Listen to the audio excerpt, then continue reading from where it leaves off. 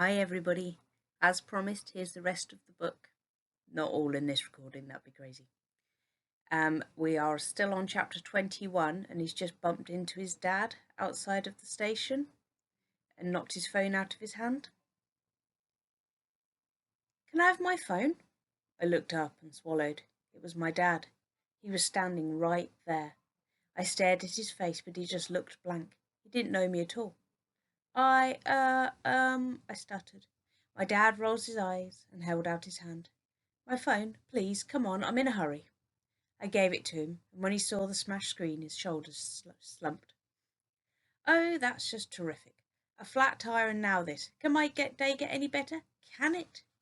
He looked straight at me, his forehead crumpled. He appeared to be waiting for an answer. I shrugged. I don't know, maybe, I said. He sighed, glanced at his watch, and then turned and did a weird running while trying to look like walking thing towards the station entrance. He was wearing a navy suit. I hadn't seen him looking so smart since he used to work in London, in the busy office, back when I was in primary school. The one that made him really ill. Back when we were rich, well, not rich exactly, but I never saw Mum's face drop when I told her there was a school trip to pay for, or that my trainers were getting too tight. Back then we could easily afford everyday stuff, and we even went on holiday to Greece a couple of times. That was all because Dad used to get a bonus, which meant the company he worked for would put a great chunk of money straight into his bank account every year. But then one day, Dad stopped going to work. Just like that. It was like he woke up one morning and couldn't find the energy to get out of bed, so he just decided to stay there. Mum spent a lot of time whispering on the phone. She made him an appointment to see a doctor. The doctor gave him some tablets, and once a week he went to see another type of doctor called Kathy. He went to see Kathy to talk about things. I don't know what they talked about, but after a few weeks he stopped spending so much time in bed and started to do stuff again.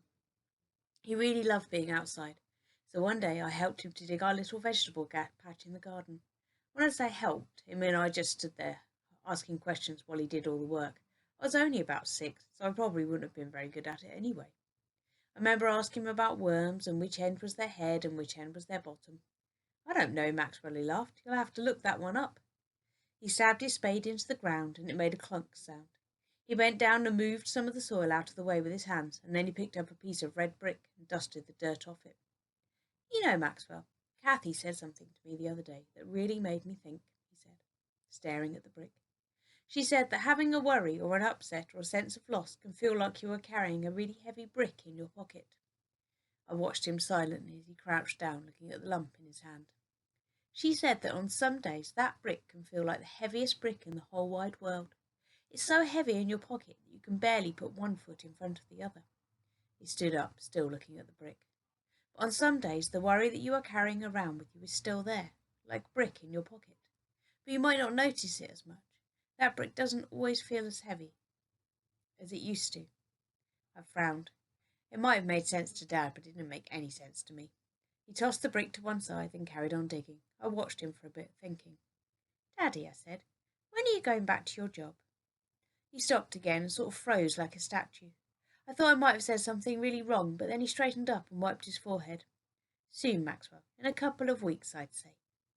He carried on digging, and I noticed his face was all scrunched up.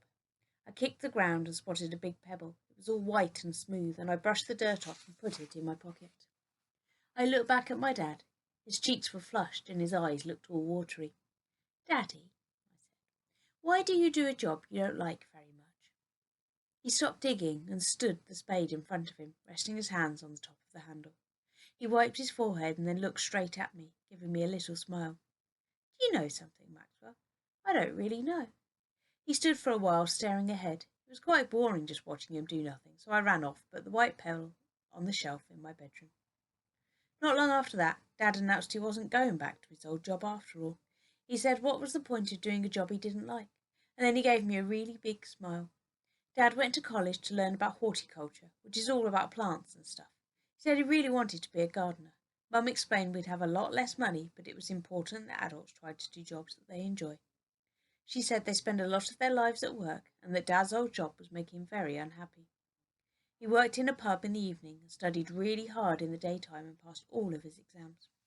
Eventually he bought a van and set up his own business, Eddie's Gardening Services. He was happy again. I watched as this other version of my dad made his way through the crowds. In this world, it looked like he was still working in his stressful office job in London. Did it mean he was going to get ill again?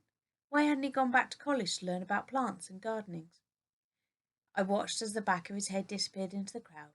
Then I stood up and headed to the shop to buy the milk.